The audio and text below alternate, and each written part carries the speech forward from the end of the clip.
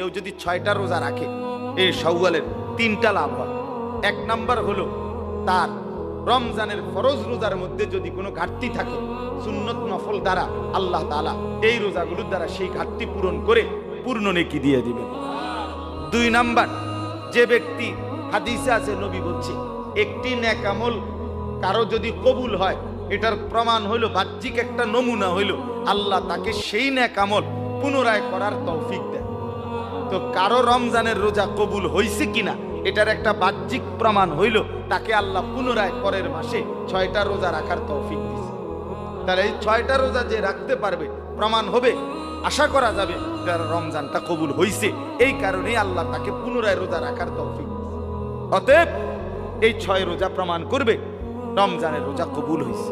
আর 3 number হলো এই যেটা এখন বললাম, শুকর। আল্লাহ যে আমার এত বড় রমজান দিছে, সুযোগ দিছে, হায়াত দিছে, এটার শুকর আদায় হবে এই 6 রোজা।